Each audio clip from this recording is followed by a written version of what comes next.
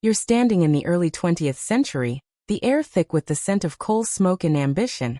As a young Napoleon Hill steps into the world with nothing but a notebook and a hunger for something greater.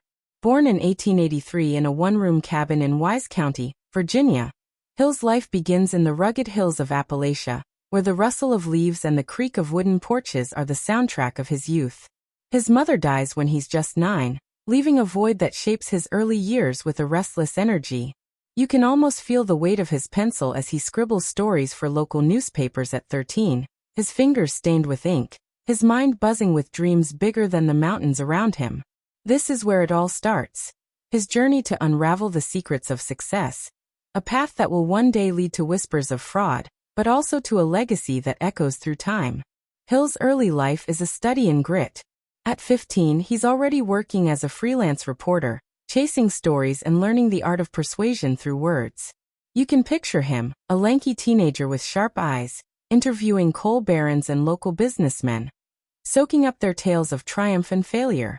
It's here, in these conversations, that his fascination with success takes root. He doesn't just want to report on it. He wants to decode it, to find the formula that turns dreams into reality. In his 1928 book, The Law of Success, Hill later writes, "The starting point of all achievement is desire. Keep this constantly in mind." You can feel the fire in those words.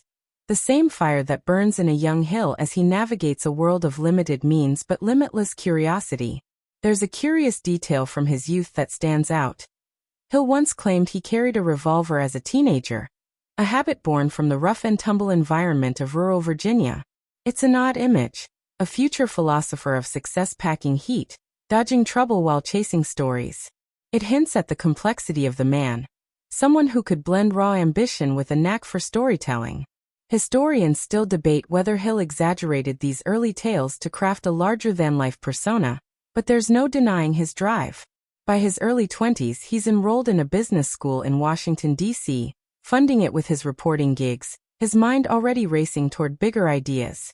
You walk with him through these formative years, sensing the texture of his world, the scratchy wool of his second-hand suit, the faint metallic tang of typewriters in newspaper offices. Hill's first big break comes in 1908 when he's tasked with interviewing Andrew Carnegie, the steel magnate whose wealth seems to defy gravity. Carnegie, with his piercing gaze and Scottish brogue, plants a seed in Hill's mind. Success isn't random, it's a science. Organize the world's knowledge of success, Carnegie tells him, and share it with the masses. Those words, recorded in Hill's later writings, hit like a spark on dry tinder. You can almost hear the crackle of possibility as Hill takes on the challenge, committing to interview hundreds of successful figures, Edison, Ford, Rockefeller, to distill their secrets into principles anyone can follow. But even in these early days, there's a shadow. Hill's ambition sometimes outpaces his resources, and whispers of shady business ventures begin to trail him. He starts ventures like a lumber company and a candy business, but they fizzle out, leaving debts and questions in their wake. Some say these were honest failures. Others hint at something less savory. You can feel the tension in Hill's story already. A man chasing a grand vision while stumbling over the messy realities of life. In Think and Grow Rich, Hill later write, "Every adversity, every failure, every heartache carries with it the seed of an equivalent or greater benefit." You sense he's speaking from experience, his early struggles forging a belief that setbacks are just stepping stones. As you follow Hill into his 20s, you see a man driven by a burning desire, but not yet polished. He's raw, ambitious, and a little rough around the edges, like the coal-dusted hills of his childhood. His encounters with Carnegie and others ignite a purpose: to teach the world how to think, not just what to think. You can hear Hill's voice. Doesn't this sound like the modern-day motivational speaker, hyping up a crowd? No. It's quieter, more intimate, like a friend sharing hard-earned wisdom over coffee. "Desire is the starting point," he wrote, and you feel that desire pulsing through his early life, pushing him toward a destiny that's equal parts brilliance and controversy. The world outside your window feels distant now. But Hill's story pulls you back to a time when ambition was a raw, untamed force. His words, "Whatever the mind can conceive and believe, it can achieve," echo in your thoughts. You're standing at the edge of his journey, knowing the road ahead will be rocky, filled with triumphs, accusations, and a relentless pursuit of truth. His story is your story, too, a reminder that the path to greatness is never smooth, but always worth walking. You're walking alongside Napoleon Hill now, his shoes scuffing the dusty roads of early 20th century America, his mind ablaze with a belief that's starting to take shape. It's the early 1910s, and Hill's no longer just a scrappy reporter from Virginia's hills. He's a man on a mission, carrying the weight of Andrew Carnegie's challenge to uncover the science of success. You can smell the faint tang of ink from his battered notebook, where he jots down insights from titans like Thomas Edison and Henry Ford. His belief in the power of the mind isn't just a theory. It's a fire that keeps him moving through long nights and lean days. In Think and Grow Rich, he writes, "Faith is the head chemist of the mind. When faith is blended with thought, the subconscious mind instantly picks up the vibration." You feel that vibration in Hill's steps, a quiet certainty that the principles he's uncovering can change lives. This belief doesn't come easy. Hill's scraping by, often living hand to mouth, his ventures like the lumber business collapsing under poor decisions or bad luck. You can picture him in a dimly lit boarding house, the flicker of a gas lamp casting shadows as he writes late into the night. There's a peculiar detail from this time. Hill once claimed he visualized his success so vividly that he'd meet his future self in his mind, a mental exercise he later described as a cornerstone of his philosophy. It's a strange habit, almost mystical, but it speaks to his unshakable faith in the mind's ability to shape reality. You can almost hear the scratch of his pen, each word a defiance of his circumstances. Historians still debate whether Hill's early failures were due to bad judgment or something shadier, like the whispers of fraud that begin to trail him. Some say his ventures, like a short-lived automobile college, were bold but poorly executed. Others argue he was cutting corners, promising more than he could deliver. Yet through it all, Hill's belief holds firm. He's not just chasing wealth. He's chasing a truth he thinks can lift others out of poverty and despair. You see him interviewing men like Theodore Roosevelt, their words fueling his conviction that success isn't luck, it's a system. Faith removes limitations, he writes in The Law of Success, and you sense he's living those words, pushing past his own doubts and the skepticism of others. You're standing in his shoes now, feeling the weight of his ambition. The world around him is chaotic. World War I looms, economic ups and downs keep everyone on edge, but Hill's belief is a steady anchor. He's starting to articulate his ideas, giving talks, writing articles, testing the principles he'll later codify. You can imagine him in a small lecture hall, his voice steady but warm, like a friend sharing a secret. He's not preaching, he's inviting you to believe too. His early speeches, often unpaid, draw small crowds of dreamers and skeptics alike. You catch the scent of stale coffee in those rooms, the murmur of hope mingling with doubt. But the shadow of controversy isn't far off. Hill's bold claims about his connections, Carnegie, Edison, Ford, raise eyebrows. Did he really spend years shadowing these giants, or was he embellishing for clout? You feel the tension in his story, the fine line between confidence and overreach. Think and Grow Rich, he insists. Faith is a state of mind which may be induced, or created, by affirmation or repeated instructions to the subconscious mind. You see him practicing this, repeating his own affirmations to drown out the critics, to keep his vision clear. It's not just about believing in success. It's about believing in himself, even when the world questions his methods. You walk with him through bustling cities, past newsstands and streetcars, as he refines his ideas. His belief isn't blind, it's rooted in observation, in the stories of men who turned dreams into empires. Yet, there's a human side to Hill that keeps you grounded. He's not a polished guru yet. He's a man who stumbles, who doubts, but who keeps going. You can hear his voice, soft but firm, urging you to hold fast to your own dreams. The only limitation is that which one sets up in one's own mind, he writes, and you feel that truth settle into your bones. As you move with Hill into the next chapter of his life, the air feels charged with possibility. His belief is becoming a blueprint, a set of principles he's ready to share with the world. But the whispers of fraud are growing louder, and you sense the storm brewing.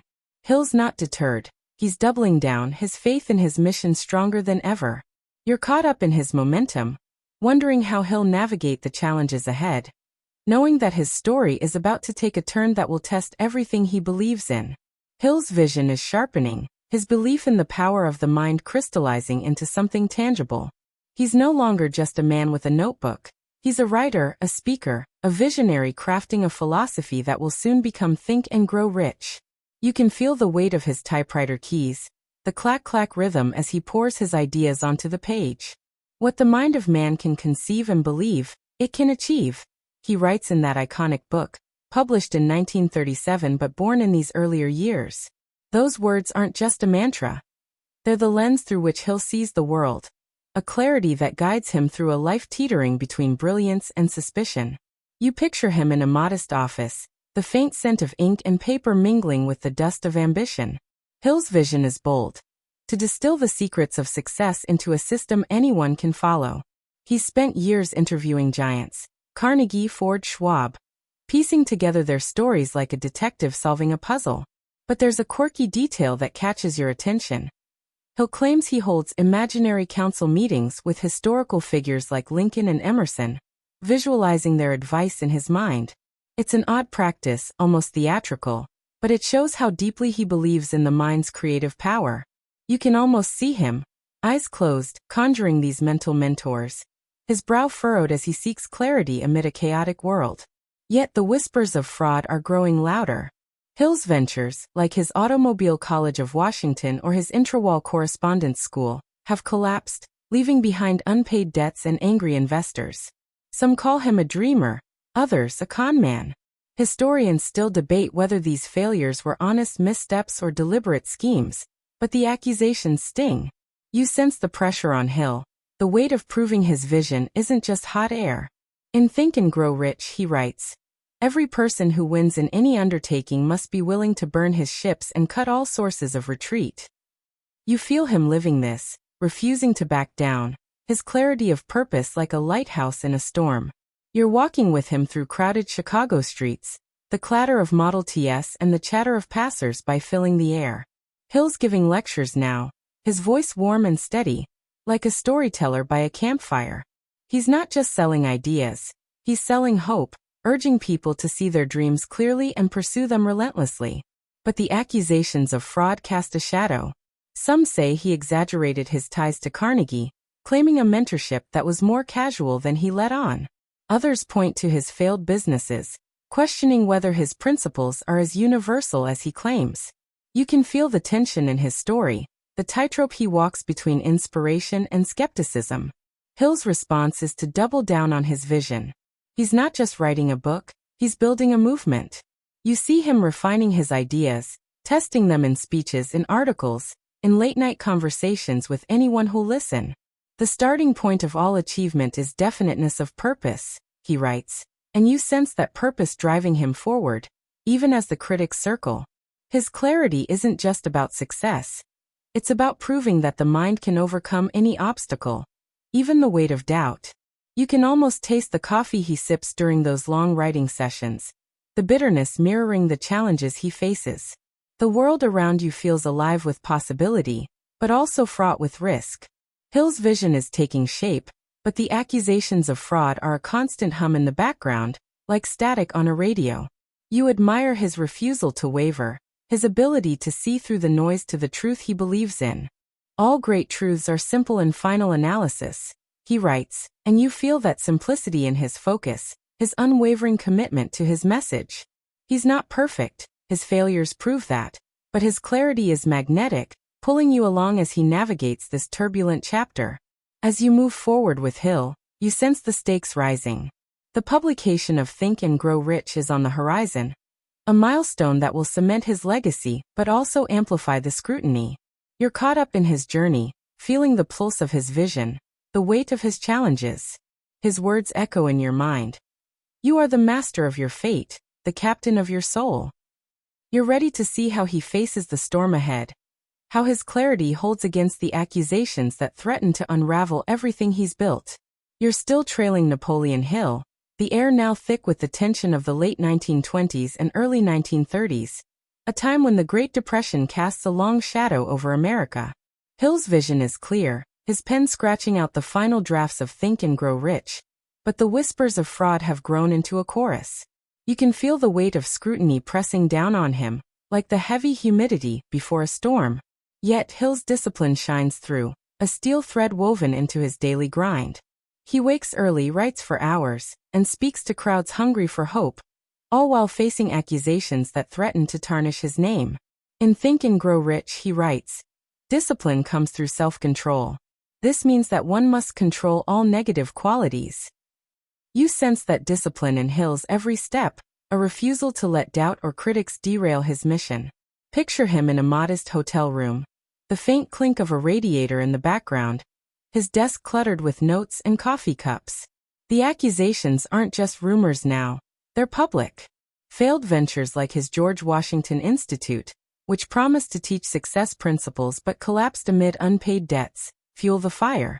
Critics call him a charlatan, pointing to exaggerated claims about his ties to Carnegie or his financial missteps. There's a peculiar detail that stands out. Hill once sold success courses through mail-order ads, promising wealth with almost evangelical zeal. It's a bold move, but some buyers felt misled, their dreams of riches unmet. You can almost hear the rustle of those letters, complaints piling up alongside his dreams. Historians still debate whether Hill's failures were deliberate scams, or the overreach of an ambitious dreamer. Some argue his ventures were genuine attempts to spread his philosophy, undone by poor management. Others see a pattern of hype over substance. But you see Hill pushing forward, his discipline unwavering. He's not just writing a book, he's defending a belief system. Success requires no apologies, failure permits no alibis, he writes in The Law of Success, and you feel him living those words, refusing to make excuses even as the accusations mount. His routine is relentless, writing, speaking, revising, each task a brick in the foundation of his legacy. You're walking with him through Depression-era cities, past breadlines and shuttered shops, where hope is a rare commodity. Hill's lectures draw crowds, his voice steady and warm, like a beacon in the gloom. He doesn't shy away from the controversy. Instead, he leans into his message, urging people to master their minds, to find purpose amid chaos. You can smell the dust of old auditoriums, feel the anticipation in the room as he speaks. His discipline isn't just about work ethic, it's about staying true to his purpose, even when the world questions his integrity. You admire his focus, the way he channels criticism into fuel for his mission. But the accusations sting. Newspapers print stories of disgruntled investors, and Hill's name becomes a lightning rod for skepticism. You sense the personal toll, the sleepless nights, the strain on his family, but he keeps moving. In Think and Grow Rich, he writes, "Every failure brings with it the seed of an equivalent success." You see him searching for that seed, using his setbacks to refine his message. He's not perfect. His ventures often promised more than they delivered. But his discipline keeps him grounded, his eyes fixed on the goal of teaching millions to think differently. You're standing in his shadow now, feeling the pulse of his determination. The world is harsh, the economy crumbling, but Hill's discipline is a quiet rebellion against despair. He's not just fighting for himself. He's fighting for everyone who believes success is possible. You can hear his voice, soft but resolute, urging you to stay focused, to keep pushing. The majority of men meet with failure because of their lack of persistence in creating new plans to take the place of those which fail. He writes, and you feel that persistence in his every action. A refusal to let the accusations define him. As you move with Hill toward the publication of his magnum opus, you sense the stakes climbing: speculative fiction, a fraudster hiding in plain sight. Hill's discipline has carried him this far, but the accusations are a storm he can't outrun. You're caught up in his story, wondering how he'll navigate the controversy, how his purpose will hold against the weight of doubt. His words echo in your mind. You have no right to believe you can start the world on fire with a dream unless you are willing to burn in it. You feel that fire in Hill, a burning commitment to his vision, ready to face whatever comes next. Think and Grow Rich is now published, its pages radiating with the promise of success, but the accusations of fraud cling to him like damp fog. You can feel the tension in the air, the weight of public scrutiny mixing with the faint scent of fresh ink from his book. Hill's response isn't retreat, it's adaptation, a pivot to protect his message while staying true to his core beliefs. In Think and Grow Rich, he writes, "Every person who wins in any undertaking must be willing to burn his ships and cut all sources of retreat." You see him doing just that, burning bridges to doubt and forging new paths to keep his vision alive. Imagine him in a bustling New York lecture hall, the hum of anticipation rising from the crowd. His voice, warm and steady, carries the weight of experience as he speaks of persistence and adaptability. The accusations, failed ventures, exaggerated claims, disgruntled investors, haven't stopped. Critics point to his intrawall correspondence school, which promised success but left students empty-handed, as evidence of deceit. Yet Hill doesn't hide. He takes action, refining his approach, shifting from risky business schemes to writing and speaking. There's an odd detail that stands out. During this time, Hill briefly worked as an advisor to President Franklin D.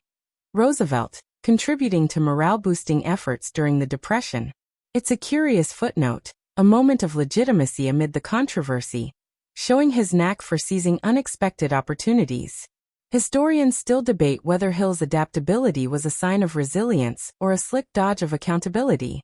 Some see his pivot to writing as a genuine effort to refine his message. Others argue he was sidestepping the wreckage of his failed ventures. But you see a man who refuses to be defined by setbacks. If the first plan which you adopt does not work successfully, replace it with a new plan. He writes in Think and Grow Rich, and you feel him living this principle, adjusting his sails to catch the winds of a changing world.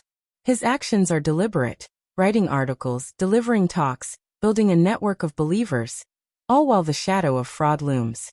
You're standing with him now, the city's pulse thumping around you, street vendors hawking papers, the clatter of typewriters echoing from open windows. Hill's adaptability shines in how he handles criticism. Instead of fighting every accusation, he channels his energy into his work, letting Think and Grow Rich speak for itself. The book's success is immediate, its ideas resonating with a nation desperate for hope. You can almost taste the dust of old bookstores where his book flies off shelves. Its message of mental mastery striking a chord. Hill's not just preaching success. He's living it, adapting his methods to reach more people, from radio broadcasts to personal coaching. But the accusations hurt. You sense the personal cost, the strain on his marriage, the quiet moments of doubt when the world seems to turn against him. Yet Hill's ability to adapt keeps him moving. He revises his lectures, simplifies his message, and focuses on the core of his philosophy, the mind's power to shape reality. "You are the master of your fate, the captain of your soul," he writes, quoting poet William Ernest Henley, and you feel that captaincy in his actions, steering through stormy seas with a steady hand. His adaptability isn't just about survival, it's about growth, about turning criticism into a chance to refine his purpose. You're caught up in his rhythm now, the way he moves from city to city, lecture to lecture, each step a testament to his refusal to quit. The world is tough, the economy brutal, but Hill's actions are a quiet rebellion against despair. You hear his voice, soft but unwavering, urging you to adapt, to act, to keep moving toward your dreams. "The only thing that can stop you is the doubt that you carry in your own mind," he writes, and you feel that truth settle into your bones. A reminder that action and adaptability are the antidotes to fear. As you follow Hill into the next chapter, you sense the tide turning. Think and Grow Rich is becoming a phenomenon, its ideas spreading like wildfire. The accusations of fraud haven't disappeared, but Hill's resilience is shining through, his actions proving his commitment to his mission. You're ready to see how his story culminates, how his adaptability and persistence shape a legacy that will outlive the controversies. His words linger in your mind. Opportunities have a sly way of disguising themselves as problems. You feel that sly opportunity in Hill's journey, a spark that's about to ignite something extraordinary. You're standing at the pinnacle of Napoleon Hill's journey, the 1940s and beyond unfolding like a tapestry woven with triumph and tenacity. The world is shifting, World War II rages, then fades, leaving scars and hope in its wake, but Hill's legacy is taking root. Think and Grow Rich is no longer just a book, it's a beacon for millions, its pages dog-eared by dreamers seeking a path to success. The accusations of fraud still linger, faint echoes of failed ventures and skeptical critics, But Hill's resilience and gratitude shine brighter. You can feel the warmth of his conviction, like sunlight breaking through a clouded sky. In The Master Key to Riches, he writes, "Gratitude is a beautiful word, a powerful force that opens the door to the heart." You sense that gratitude in Hill, not just for his successes, but for the struggles that shaped him. Picture him now, older, his hair graying, his voice still carrying that soft, inviting cadence as he speaks to packed auditoriums. The scent of polished wood and anticipation fills the air, the crowd leaning in as he shares stories of persistence and learning. There's a quirky detail from this time. Hill often carried a small notebook, jotting down gratitude lists, to remind himself of life's blessings, even during tough times. It's a simple habit, almost childlike, but it anchors him, keeping his focus on the positive amid the noise of past controversies. You can almost see him, pausing mid-sentence to scribble a note, a smile tugging at his lips as he reflects on his journey. Historians still debate whether Hill's legacy was tainted by the fraud accusations or strengthened by his ability to rise above them. Some argue the controversies were a footnote, overshadowed by the millions inspired by his work. Others insist his exaggerations cast a shadow over his credibility. But you see a man who learned from every stumble, who turned criticism into fuel for growth. The greatest of all riches is the knowledge gained through experience, he writes in The Master Key to Riches, and you feel that knowledge in his story, a hard-earned wisdom that resonates across decades. His gratitude isn't just personal, it's a gift he shares, urging others to find joy in their own journeys. You're walking with him through post-war America, the hum of rebuilding cities and newfound optimism in the air. Hill's resilience is evident in how he keeps teaching, writing, and adapting, even as he faces personal challenges, health issues, financial ups and downs. He launches the Napoleon Hill Foundation in the 1960s, ensuring his principles will outlive him. You can hear the clatter of typewriters in his office, the soft murmur of his team as they work to spread his message. His gratitude for his readers, his students, his supporters is palpable. He's not just building a legacy, he's building a community, a movement of people who believe in the power of their own minds. You stand with him now, feeling the weight of his life's work. The accusations of fraud seem distant, like faded ink on an old newspaper. Hill's resilience has carried him through, his gratitude transforming setbacks into stepping stones. Every adversity has within it the seed of an equivalent advantage. He wrote in Think and Grow Rich, and you see that seed blooming in his later years, as his books sell millions, his ideas shaping lives across the globe. You can almost taste the coffee he sips during late-night writing sessions, the bitterness a reminder of the struggles he's overcome. His voice, that warm, ASMR-like cadence, still echoes in your mind, urging you to learn, to grow, to be grateful for every moment. You are the architect of your own destiny, he writes, and you feel that truth ignite something within you. Hill's story isn't just about success. It's about resilience, about finding purpose in the face of doubt, about learning from failure and giving thanks for the journey. You're caught up in his final chapter, not as an end, but as a beginning, a call to action for you to take his principles and make them your own. You're standing at the edge of his legacy now, the world stretching out before you, vibrant and full of possibility.